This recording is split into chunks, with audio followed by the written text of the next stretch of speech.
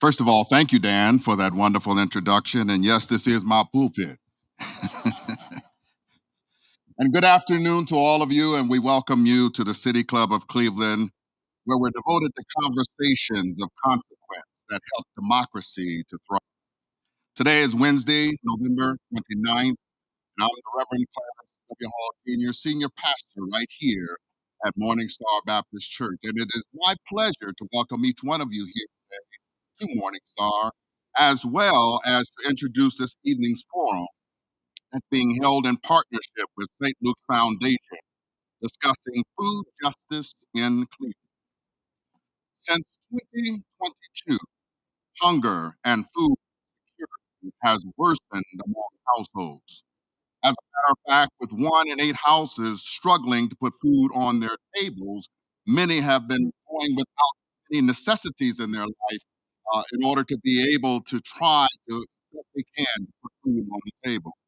When you add this to the rising cost of living and inflation that has put basic necessities like nutritious out of the reach of even more families. We all heard food deserts, but tonight we re-examine this phrase and instead consider the impacts of food apartheid. Food apartheid is a segregationist system that divides those with access to nutritional food from those who are denied that very same access due to systematic injustice. This scarcity of affordable and nutritious food has a tremendous negative impact on our community's health and well-being. To move forward, we require a comprehensive solution that addresses all of these impacts in our community. Local leaders right here in the city of Cleveland are making great strides to combat this food injustice. And tonight, we get to hear from some of these individuals doing this all important work. Joining us on stage today is Kim Foreman, the Executive Director of Environmental Health Watch. We have Kima Durden, co-founder of Ridall Green Partnership. And then we have Shirley Bell Wheeler, an urban farmer at Revolutionary Love Urban Farm. Moderating the conversation is Marilyn Harris Taylor, Director of Engaged Journalism at Idea Stream Public Media.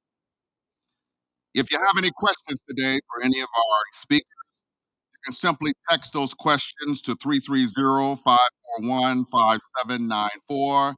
Again, that's 330-541-5794. And a City Club staff member will do their best to work it into the second half of the members and friends of the City Club of Cleveland. Please put your hands together now and join me in welcoming our esteemed guest here today. Thank you, Pastor. It's good to see you again. Thank you so much for welcoming us to your house. I'm Marlene Harris Taylor with Ideas Stream Public Media, and I'm so honored to be here this evening and to be on the stage with this esteemed panel to talk about this very important topic. Now, the pastor laid out the state of hunger, of desperation of people in our community, but we all know, you know, judging by the folks on this panel, that there is progress being made. So I want to start by asking our panelists to talk about where we are, what their assessment is on the current state of food inequity in our community. We're going to start with you, Shirley, since you're right here to my left. Hi, everybody. As I look at the people sitting on the panel here with me, as I look out in the audience, You want to hold that a little closer to I'm your mic. There sorry. you go. As I look at out in the audience, and I look as the people sitting next to me, I think of a word that I've heard more in this last year than ever before. I think about synergy. So I think about how we have had changes in the role of the new administration. I think about how there's so many platforms where I'm meeting all of these new people and I'm able to glean this knowledge and information. I'm able to get mentorship and I'm able to be a mentor and I'm able to collectively build on what we have within our own community. So I would say the state of where we are right now is exciting. As we look back, we see There's a little pressure of why we need what we need right now, but I see hope in the That's awesome. That's awesome. Hope. hope. That's awesome, right? So, Kima, what's your assessment on that question of the state of where we are now in terms of food inequity in the Thank you. Good evening, everyone. My name is Keymont Durden. I am one of the co-founders of the Red All Green Partnership, located in the Kinsman area. Um, when I think about food access and food security, it reminds me of the idea that food is the longest relationship you'll have in your lifetime. You know, you may break up with a spouse or get mad at your brother or sister. I ain't gonna talk to you no more, but you're gonna have to engage food every day to survive. gotta eat. Gotta eat. So we just believe that if you can make that relationship a good relationship, it can increase the quality of your life. That's really where the rubber meets the road is quality of life. I think we all want to be healthy. We all want to live a long, prosperous life, and food is the gateway to that. And having access to fresh and healthy food is a gateway. The phenomena of buying your food from the same place that you buy your lottery tickets, cigarettes, and beer is a new phenomenon in America. The mini mart syndrome. You know, there was a time when there was a clear distinction between the grocery store and the gas station. Not as much now, and we just believe that we need to draw that line again. Say, here's where you get fresh food. Here's where you get your gasoline. And because they both you need gas to make your car go, you need food to make your body go. But the quality is not there. You won't have it. So I would frame it like that. So you're saying right now we don't have that separation yet. You do not. We're still having some people buy food with same people buy gas. They do, and I've been hearing this new term, food apartheid, and I think it's appropriate. And the transition from that word to food, the terminology previously was food desert, and why the language was changed because a desert is a natural occurring phenomenon. It happens when you don't get enough water, you don't get enough wind, and then a desertification occurs. But a food where there's lack of food is not a natural occurring phenomenon. So the definition in itself had to change, and that's why I'm liking the language for apartheid because a desert didn't make sense because it was not a natural occurring phenomenon. I like that. I want to get into that discussion about food desert versus food apartheid, but I want to give Kim the opportunity to answer our opening question first. So, Kim, you've been out here in the trenches a long time. What do you think the current state is? Well, I guess I still reflect on you raised the conversation from just gardens, community gardens to a social justice framework with race, food, and justice. That was in 2012 or something, 12, 13. And to really get people to think about systems, not programmatic, because you can't have a sustainable solutions that's not systems focused. And we know race plays a big part in how things are constructed in our system across the board, right? And so we isolate these issues. We really need to be thinking about race and systems change and policy. So I think a lot of energy is around equity, right? So then what does that look like on the ground? Because the system is still raggedy, right? So I think now there's opportunity though. There's people in communities that have been committed for decades. We want to make that commitment equal of value, right? So now the federal government has the billions of dollars. It's a lot to get your head wrapped around. And I've been working on articulate the best I can, but it's been difficult. Julian knows it's been difficult. Articulate this big big opportunity that the federal government is pouring billions of dollars into communities across the country. And the money is really for environmental justice and disinvesting communities and frontline organizations, right? And so now we have an opportunity to have the systems change because we have the actual resources to make those changes. And so what we're doing is we've established a regional technical assistance center, and we are working collaboratively in the region to then draw the funds down, get the funds to the right hands, vet the organizations, and make sure it's not a money grab, right? Because that money is really for the folks who have been impacted the most by the disinvestment. And when I say an example is there's on my desk up to 20 to $30 million for a project, not spread across the country for one opportunity. And this is going to cut across every department at the federal government. So we're here to build your capacity, connect you to the dollars, help you get the money because then we can, as long as we focus on the systems change work, right, and bring the right resources to match it up, that can sustain over time. And it's not a small 2 year programmatic fix. It's kind of thinking about how to take that investment, which is not going to happen again, and turn it over into sustainable solutions. But talk about an awesome program and thinking about changing systems. That's something that we've all been talking about in this community for years. So to hear that there's some dollars coming our way that may actually make that achievable is exciting. I can imagine we're gonna get a bunch of questions about that when we get to the Q&A segment of the program. But when you talk about systems, that's sort of what we were getting at with this conversation about apartheid versus deserts, right? So, Kima, you mentioned that we're changing that language and you like it. But what I'm wondering is, are we saying that it was the apartheid was purposeful, or the apartheid happened because of certain factors that just were out of people's control? It was very purposeful, and big ag, big business, it's, dollars and cents drive decision making. And so in the inner city communities where the larger big box stores were not financially profitable, they pulled them out. And in other more affluent communities where you had Whole Foods and those type of stores, they popped up and they flourished. So it was business driven, based on the dollars and cents of the So we're projects. talking about like when grocery stores close, Correct, correct, when Dave's pulls correct, out of correct. Colorado, for Yeah, example. these are financial decisions. They're not based on the needs of the community. And we get that. And that's why we understand that the system in itself is in need of repair. And I think that's why we're here. And that's what we've committed our life work to is trying to repair the system.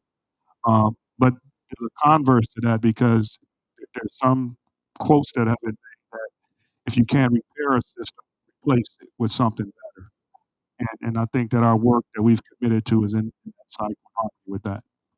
And Kim, you made an interesting comment earlier today when we were talking on the Sound of Ideas. You said there's another reason to change the language and not talk about deserts versus apartheid. You mind talking about that? I guess the implication of desert is there's nothing there, right? And so we know for sure there's life in community, there's commitment, there's people. And so what we've been doing and working towards is making sure we lift the voice of the lived experience because a lot of folks are doing work to change, to do the system change work or work in their communities. And when you talk about communities as if it's only about numbers or data, but what's wrong with it, it's like leave behind the idea that is actual life and there's something to lift up and celebrate and then support, right? So we know the story, we know the stories and around health and all that, not to discount that, but there's another side to it, and having a more optimistic view about the possibilities of what can happen, but you have to include the folks who are impacted by that, right? And so we really want to create these processes, and I'm a facilitator. I don't know nothing, but hope or whatever I can try to grow. But I mean, You said you grow hope. I grow hope. Okay, I love that. but but creating spaces that are real. Equity is about honesty. It's not about what you write on a piece of paper.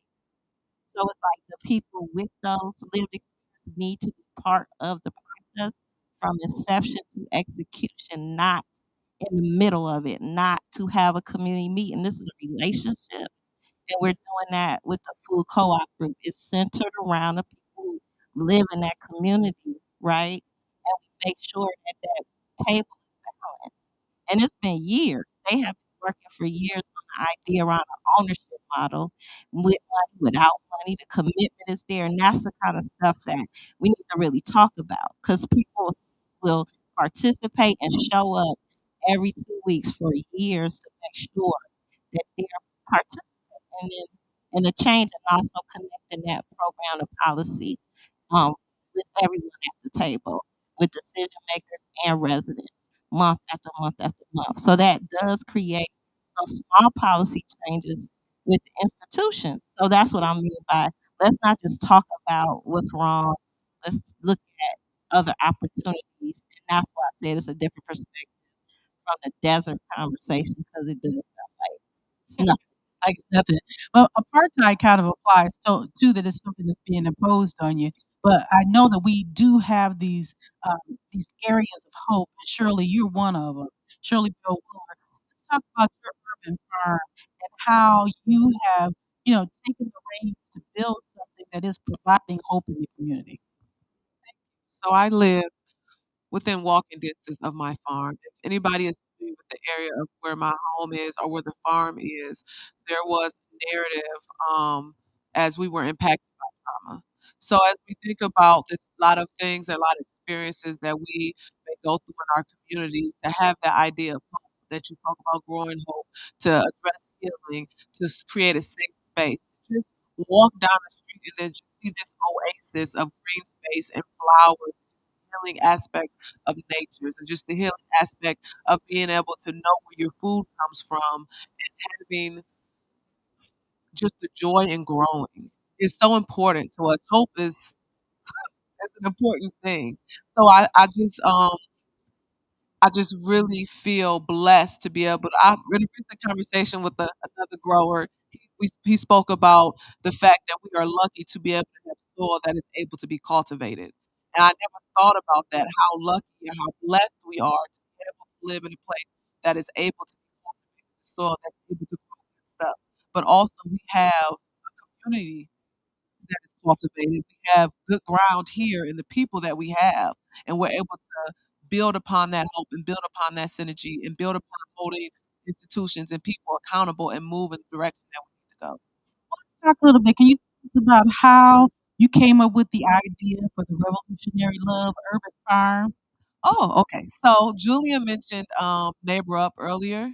So I was these was at Harvey Wright Elementary, the library, and it was recently in our grocery store. So I have a nonprofit organization, it's Elements of Internal Movement. It uses the arts to impact the community. So my framework was really about arts and healing and community and holistic health. But as I was going to these meetings, everybody was concerned about the basic necessity of food. If you look at Maslow's hierarchy of needs, can't reach this high level of transformation if you don't have your basic needs met. So I said, well, I guess we're growing. Let's get some food going. My family is from the South, so we grew up growing the basic crops, Thanksgiving and collards, and you wait till the frost comes, and just the joy of all of that. Did So you just start with a little plot? How'd you we start? started on one parcel with 3 boxes. Now we are 7 parcels on a 123rd Imperial. And you also you're very invested in helping people heal through art. Yeah. Can you talk about that a bit? Well, my undergrad is education. My master's is clinical mental health counseling. So I am a counselor by nature. I'm a healer and an educator. So art, the way that you're able to express yourself, the way that you're able to communicate things that maybe are too traumatic to discuss, or maybe you don't have the words to express, but you can put it in your art, is very important to me. So as we work with family, as we work with children, as we work with everybody to be able to give them a tool to express what they feel internally, and what better place to do it but out in green space? What place is more healing than being in nature and creating art? That's beautiful. So just one more question before I move on. So you've been in this space growing your urban farm for a while. What are some lessons that you can share with the folks in the audience who might be thinking about doing the same thing? What is your why? Why are you getting into it? Because if you're not solidified in your why, I don't know what is going to sustain you because it's not an easy thing.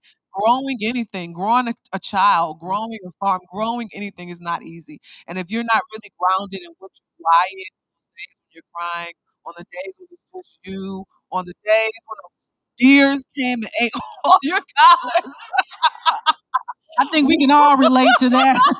whatever things come up, if you're not solidified in your why, you're not gonna have the substance to push through. So be clear about what your why is and write the vision and make it plain. And have non-negotiables as you partner with different organizations, as you partner with different institutions, as you partner with the city, whatever whoever you're connected with, be clear about who you are and why you're that way and what are your non-negotiables. And in that way you could collaboratively work with somebody because I have clear boundaries.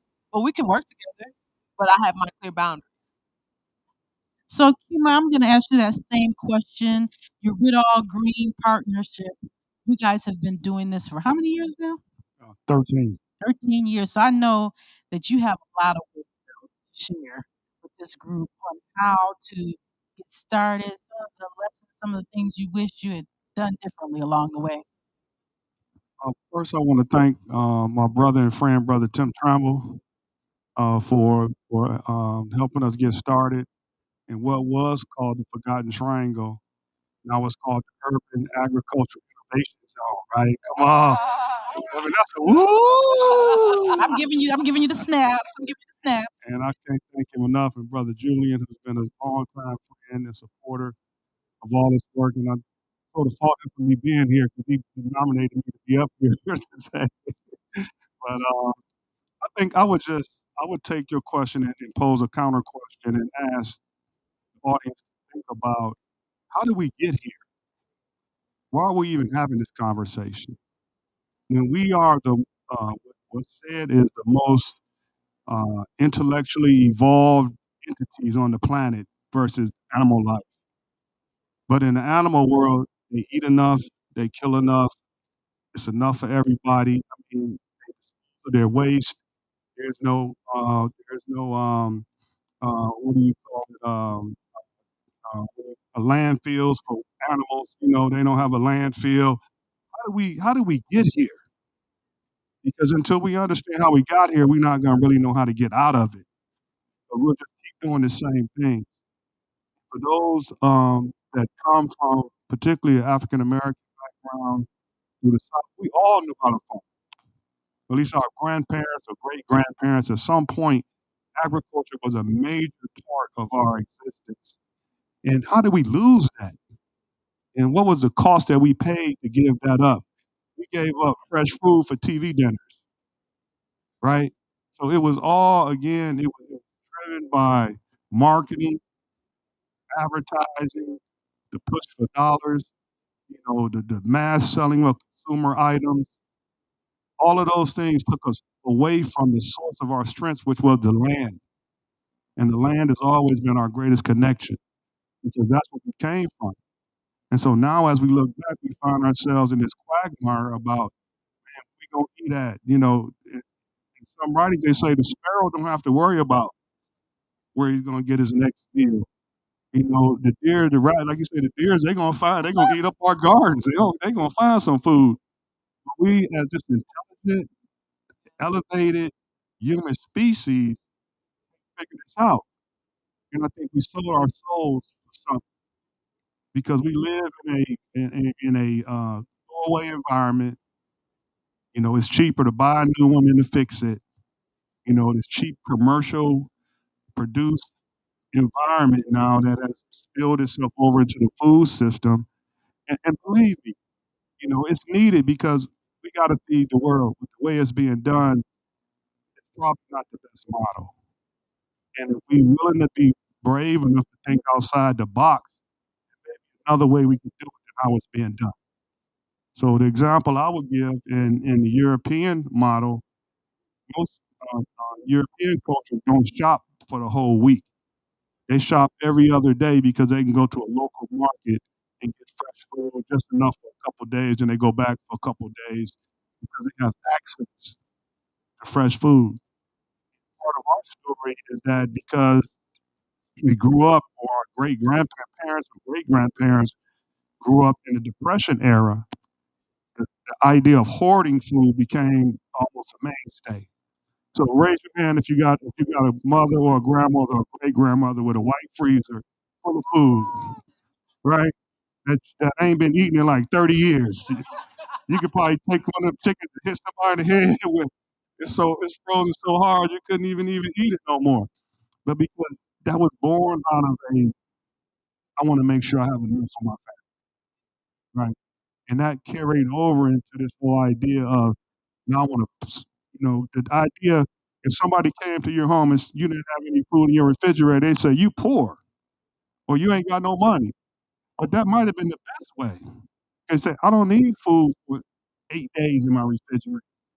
All I need is enough food for 2 or 3 days, and I'll go back and get some more fresh food.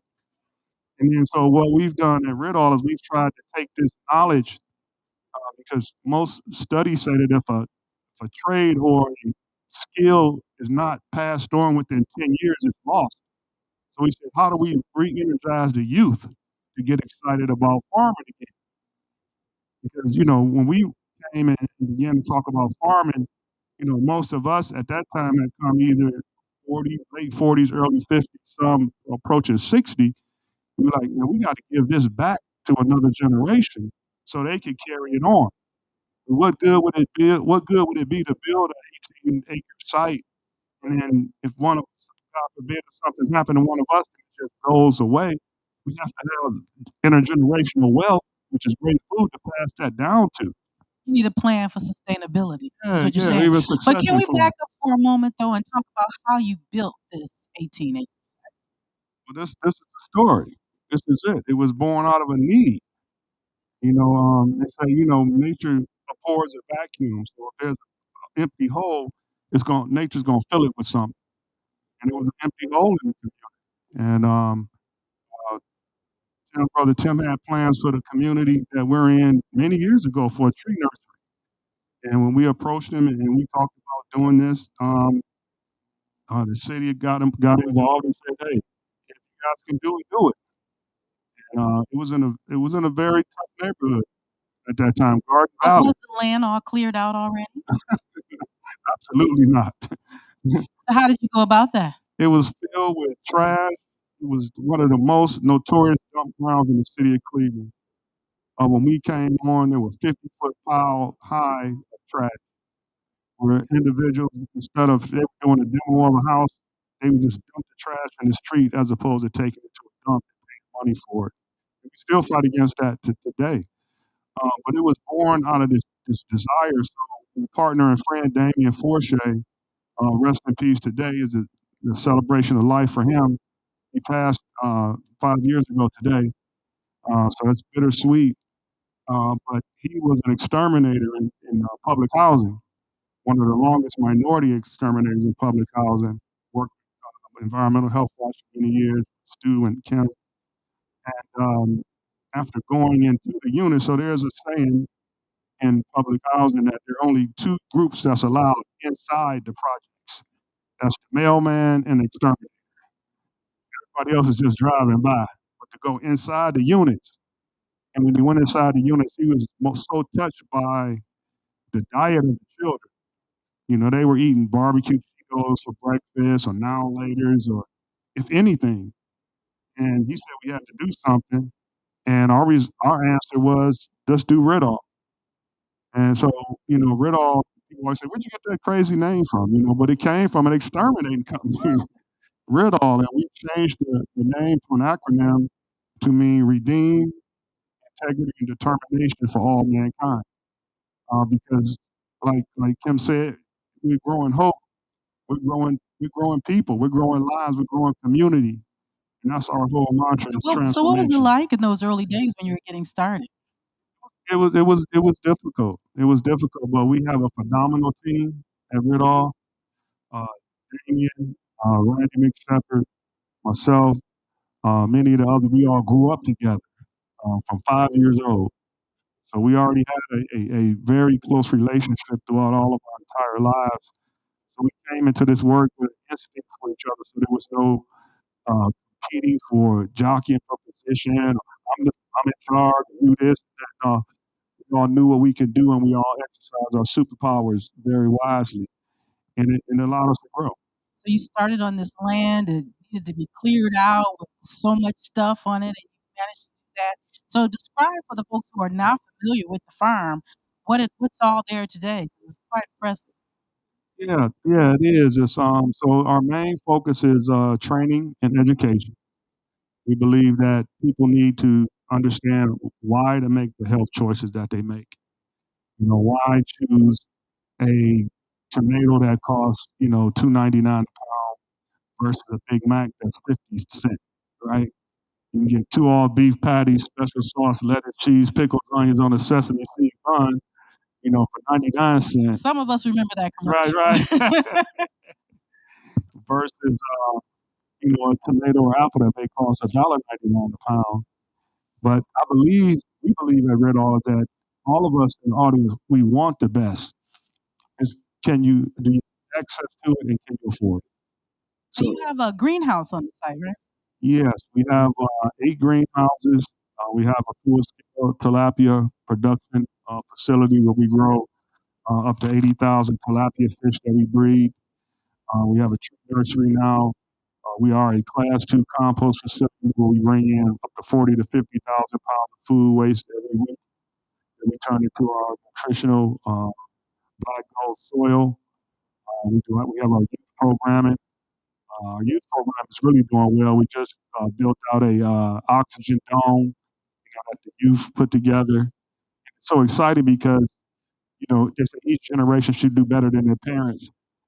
Now our youth have really taken that mantra on and really taken greenhousing to the next level. So And I understand you're a model for the country, like, people come here from other cities to visit your site. yeah, we get about 5,000, somewhere between uh, maybe 2,000 to 3,000 people to our farm on a monthly basis. And then on top of that, we also operate an indoor produce market called Farmer Jones Market at Maple Heights, where we're able to take all of the produce that we grow, bring it to our market that's now we're making for sale. And that was an interesting story because really quickly, the mayor of Maple Heights approached us and said, the owner had been there for 60 years. He decided to close and retire, and it left just a big hole in the community. Like, well, no, don't close Farmer Jones. Everybody knows Farmer Jones. And she said, can we take it over? And we were like, well, we don't got 200,000 sitting right now just to buy it, so we had to decline. He said, all right, I'll find somebody to buy it if you guys run it. So the owner came and said, here's the keys. It's like a car. Take it for a test drive. If you keep the keys, I know you want it. If you don't, after a month or two, give them back and we'll go our separate ways. And 4 years later, we still got the keys. We're still driving. So That's we were awesome. actually, yes, That is yes, so yes. impressive. And So impressive. we're awarded Maple Heights Business of the Year award this year. So that was a great blessing. That's great. We're about to begin the audience Q&A.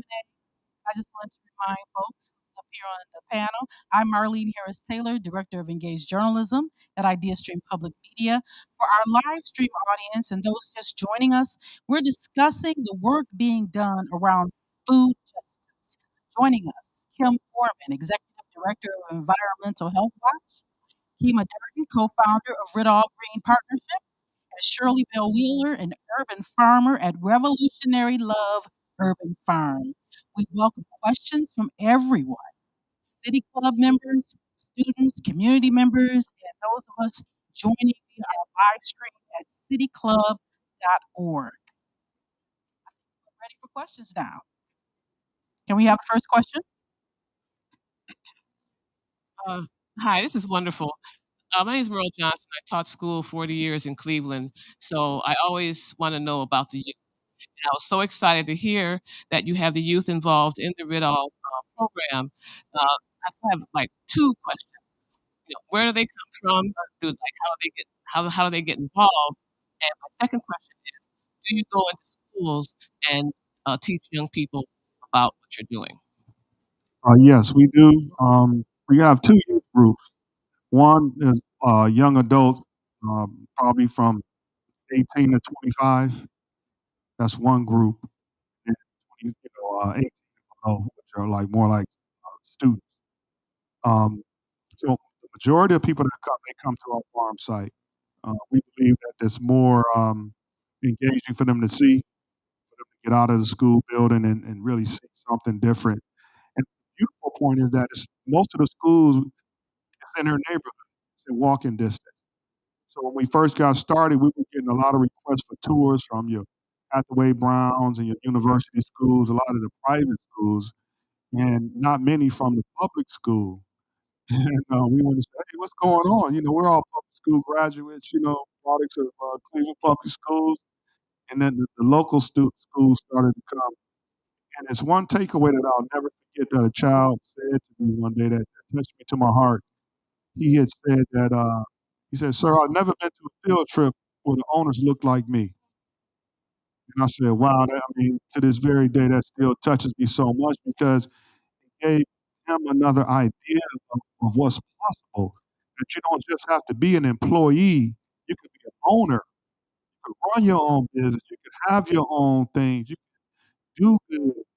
And then secondly, many of them, we brought one year, we brought every third grader from Cleveland schools to the farm over the course of a year. When they came, we said, well, what do you want to be when you grow up?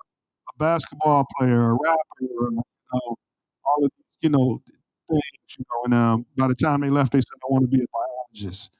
I want to be a zoologist. I want to learn about trees. I want to be an arborist. It was like so touching because that's because see, in today's society, not to be long, but in Because we do have a lot of today's those lined up society, questions out here. everything is measured by the data, by the matrix. How many people did you serve? How many did this? But there's so many other ways of measuring it. It doesn't have monetary association. How do you measure a smile? How do you measure a thank you? How do you measure a hug? And those are the things that we do. So They thank are those things are invaluable. Now, I did neglect to mention that we are taking text questions as well for our speakers. So if you want to text, the number is 330-541-5794. That's 330-541-5794, and we will do our best to work it in. So we are ready for the next question. Thank you all for your wonderful work and your comments. And Kim, I have a question for you. I was very excited to hear, what you're talking about, systematic change and all of the federal funds coming in. I guess my just basic question is, there's going to be an election coming up very soon, and if there is a change at the White House, will there be a change in those dollars coming to the community? So I've been traveling to learn a lot more about this, connecting with folks connected to the federal government to make sure that we're solid and grounded in opportunities. I have at this point, we're launching our regional. It's called the Thriving Communities Technical Assistance Centers, where the money is flowing through. We're launching a regional TIC February, right? And so work with this work and these partners and everything else. We want to make sure we ask that question because it is political. But Kim, may I ask what is regional tic tac? well, here we go. So I'm trying to. So once again, government is setting up EPA specifically and Department of are the first funds in to set up these technical assistance centers across. So we Oh, is have that what tic tac stands for? yes, Thriving Communities Technical Assistance Center. So we are a group of 5 lead organizations partner with Black Green for Region 5, 6 states that we will be the leads to cultivate and build capacity to get to the money. But there's also 2 national tic tacs, and then there's money from intermediaries that'll get money to get us, right? So it's this whole system being put together over the next year to make sure we have a system, mechanism. I have not heard that at this point around the money drying up, but there is this very urgent situation where the money has to be deployed So over the it's been next 3 appropriated. years. The money has been Oh, it's appropriated. here. It's here already. It's So an a urgency new to it. administration wouldn't be able That's to not pull it no, back in. these are at the department level, but Biden had billions to be. Wonderful news. Next question. Uh, Good evening, everyone. My name is Dinah George. I'm a guest lecturer at Oberlin College, actually, and I teach things about food justice. So thank you for having this panel. Um, my question, my question is, what is the process or thinking around partnerships outside of Cleveland to build out your mission, food justice, food apartheid, and systems change? And my other question is specifically for Real. I was told that there's a training program. Who do I get in contact with in order to enroll in the program? 'Cause I think it's coming up next year, something like that. Yes, second question first. I can give you my direct contact information for the training class. It is on our website, ridall.org. Does start in January. It's our traditional 5 month training program. Runs the second week of every month for 5 months from January through May. Registration is now open. So you're more than welcome to register for that. If you get in, there are some scholarships available to local funders that have supported our work. So the sooner the better that you can get registered, the better. What was your first question? Yeah, I think I want to lift up the idea around the partnership across the country because we've been working for a long time. And so when we lifted up our race, food, and justice, intentionally we brought partners from across the country that did research, that worked on land acquisitions, that worked on climate. Malika King at the time in Detroit was dealing with land grab situation. We brought him in. We brought Will Allen in. That actually helped Real out figure out what they were doing. Dara Cooper, many folks, because the narrative is almost as if we can't find experts around this topic. So what we did was we created a conference.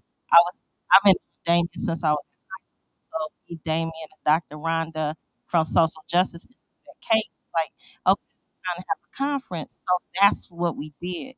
We pulled all of these black leaders from across the country that worked on food and brought them to Cleveland, and we matched them up with our local experts because collaboration, partnership is extremely important. So what doing that really got people to think differently about how they do business, how they work in the community, and inspired folks who were trying to do work, right? So that was a multi-sector audience from students to funders to organizations, institutions, academia, and everything else. And we had those conferences from 2013 to 2018. So, and we still maintain a lot of those relationships to today. And it's collaborative for a decade. And it's very important. Your partners are extremely important. No one can do this work alone. It's so wonderful to hear about this collaboration because so often, people say about Cleveland that folks are working in silos, don't know what other people are doing.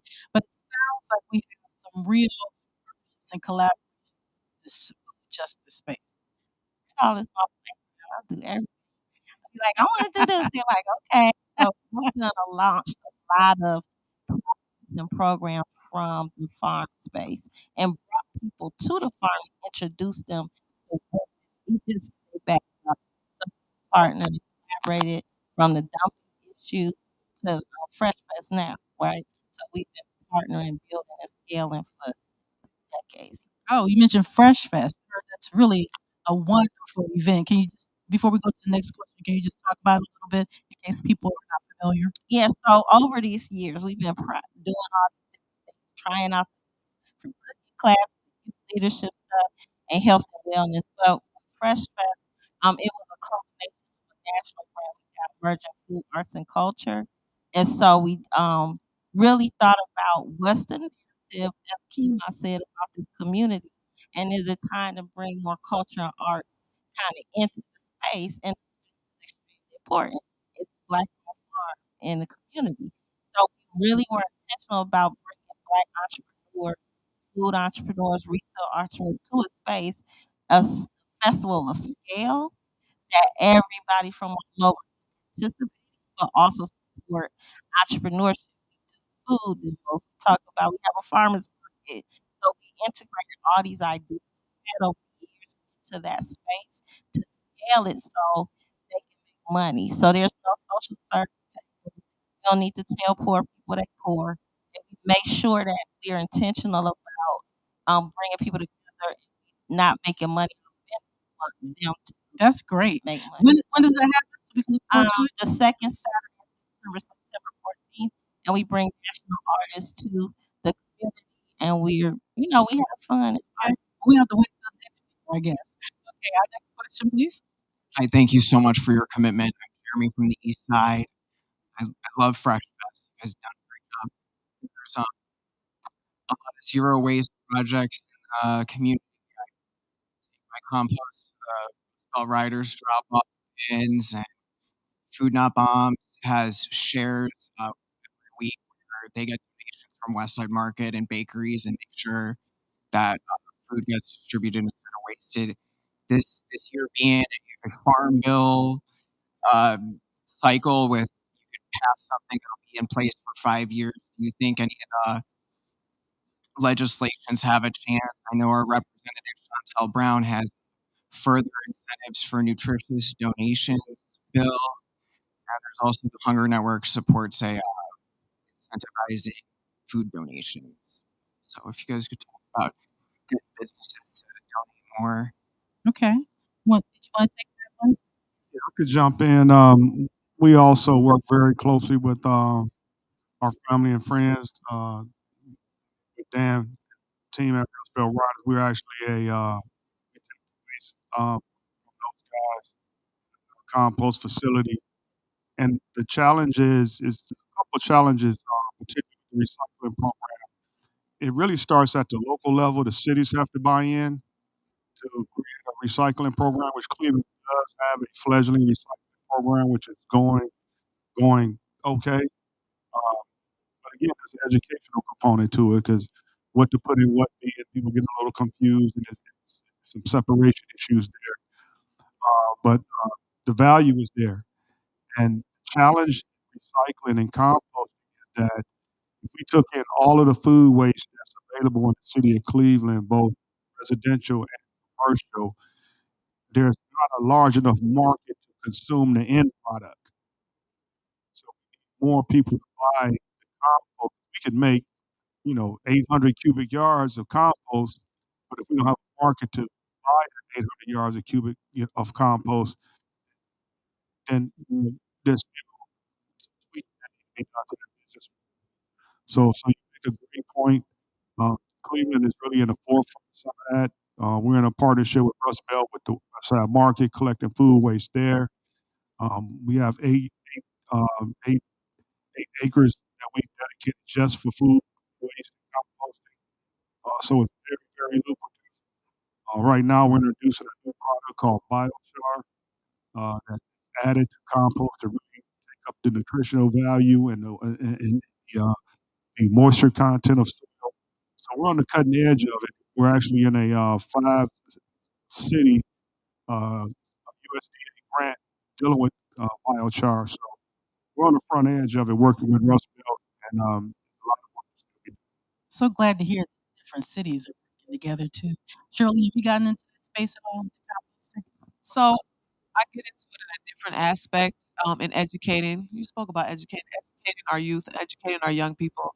As we have our summer program with teenagers, um, workforce development, and as we work with schools or we work with young people, elementary school age, just the basics of what composting is, the basics of why it's important, and just the basic understanding of what decay is and why that's important to the ecosystem and why that helps the nutrients of the food that we eat.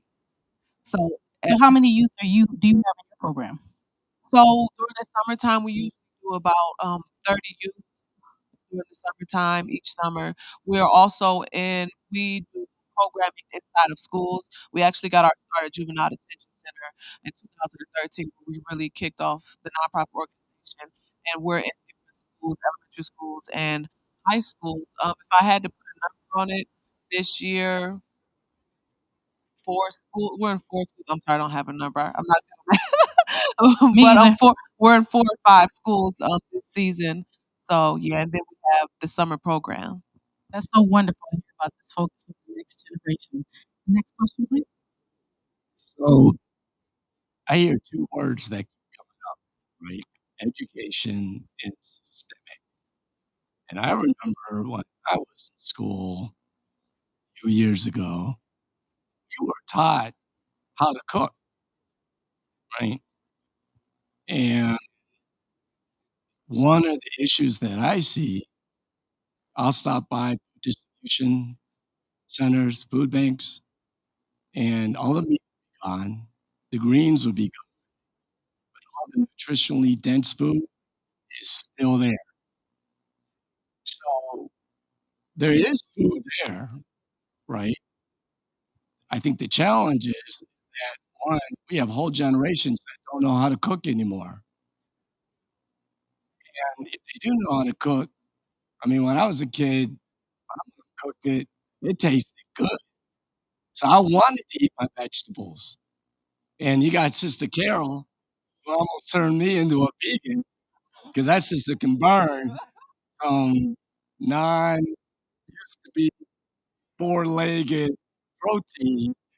So my question to the panel is, shouldn't we really be talking about getting those types of trainings, right? The trades, the cooking back into the schools, not as an extracurricular after school program, but as part of the core curriculum that our kids need to learn those skills. Bring back home ec. Absolutely. So, as a former CMSD employee, I wanted to answer this question. As somebody who has a fair amount of children, I wanted to answer this question. So, yes, it's important to teach people how to cook. Carol White, she's been out to the farm. She cooks for our events. Her squash soup, amazing. It's amazing. So, yeah, so I think one, we need to highlight this is one aspect of the food system. We need to highlight all aspects of the food system because there's other people like Carol who are amazing chefs and amazing cooks. As far as getting it into schools, I think that would be a wonderful point. But before we do that, we need to have good food that they're eating. I don't want to say too much, but I mean, if you've been in the schools and seen the food that they're eating, how are they're not the food isn't cooked at the school, so how would they be cooking in the classroom when the food isn't cooked in the kitchen at the school? So we first have to address that and fix the system so that as we have this produce right here, this wonderful produce, as we have Carol White, Shine Bright, and different organizations and chefs like that, that we're able to we have the resources to feed our children good. Our if children our children are our most valuable population, the most important, they are our future. And what are we feeding them? It's scary. I'm not gonna go on, but it's scary. You're right. There was a time that they used to cook food actually as Yeah. a school, but not anymore. Just have one thing to add because part of our youth farmers leadership program and in Fresno, we created even cooking classes from vegan and vegetarian in 2012 with Scott because people didn't know what to do with vegetables.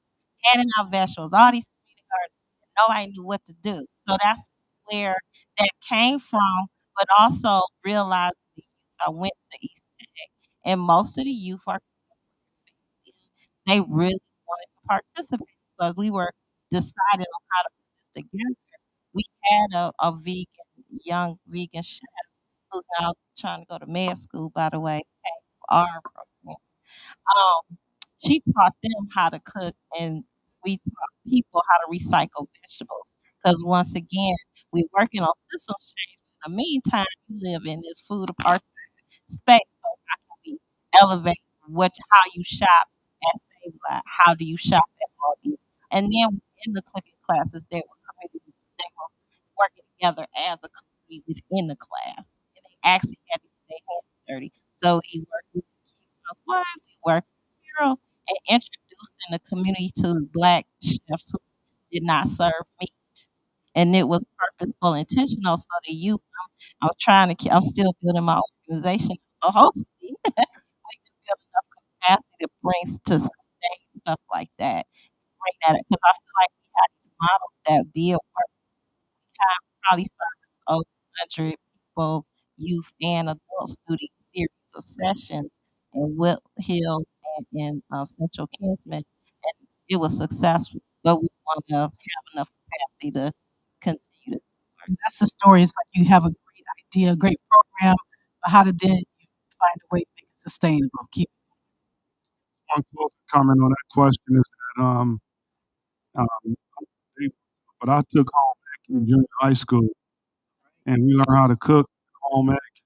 And I made a tic tac toe pillow and home ec. I think it's still around so the you learned house how to somewhere. sew too. All the letters are off now, but part of the curriculum. But at the same time, they took gardening out of the schools. They took home ec out of the schools. And so that was a double prong because now the students didn't know how to grow or what to do with what they did. So part of it is that the pressure to reintroduce those skills back into the schools, and the trend has been to eliminate the vocational skills because we had auto shop, you had woodworking, you had all of those things that was once available. Now that's not available. Now we're asking our children to go to college to seek a degree. In most areas, they'll never even be able to get a job. But at least for the folks that had a trade that knew how to do something with their hands, today, if you take a query or a group of young students and ask them what a pair of pliers are, most of them may not even know or how to change a light bulb. Like, let me Google it real quick, and that's the mindset how society has changed. But there was a part in our history that was part of the school curriculum. You had to take home and you had to take the gardening class. Yep, Now that's absolutely missing. did. So it But had an impact. these young people, they go on YouTube. They learn a lot of stuff on Yeah, oh YouTube yeah, real no quick. doubt. Let's go on to our next Juliana. I want to say quick hi to Travel. We crossed paths. Um, do you remember? I rode my bike over to Burton Bell, something Earl Pike had organized. Um, Two things I've been paying attention to for at least the past 10 years are the Riddall Farm and the Opportunity Corridor. Um, I'm concerned about that intersection because upon the completion of the Opportunity Corridor, certain powers that be proposed putting an asphalt plant on Holton Avenue, which is tracks from Ridolph. So my question is, and then I quickly get out of the way, is how do you protect that region, that food enterprise region that indeed is not the Forgotten Triangle? Thank you.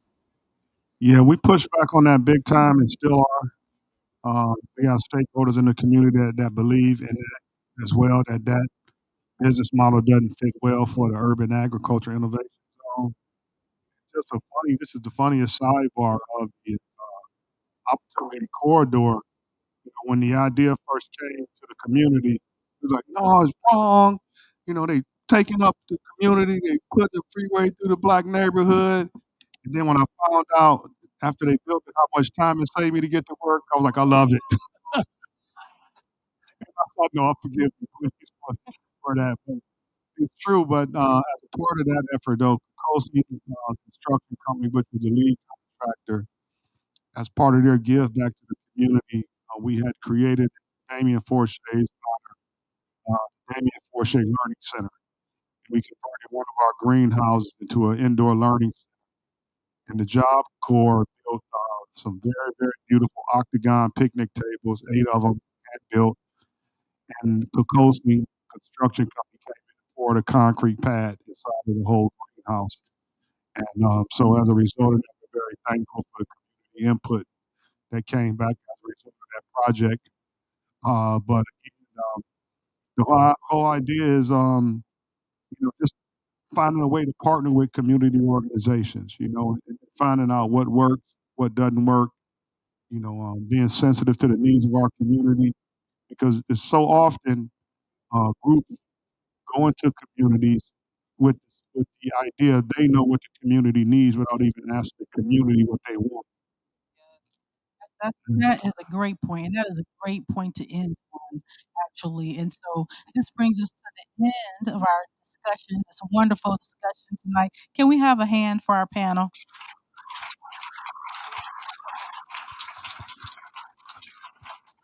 Thank you to Shirley, Kima, and Kim for joining us this evening for our conversation about food justice in Cleveland. Today's forum is part of our Health Equity series sponsored by St. Louis Foundation. It's also part of our City Club and the Community series in partnership with Bank of America. The City Club is grateful to each of these organizations for their continued support of these important community conversations. Up next for the City Club is another free forum, this time at the Happy Dog in Cleveland's Gordon Square District. The city Cleveland CFO Ahmad Abanaba and Councilman Seif will unpack what's in the city's budget, discuss how it's drafted, and what you need to know and can do as engaged citizens. Center for Community Solutions, William Carter Jr., will moderate that conversation. You can learn about these forums and others at cityclub.org. And this brings us to the end of today's forum. I thank you again to our guests. Thank you, members and friends of the City Club. I'm Marlene Harris Taylor, and this forum is now adjourned.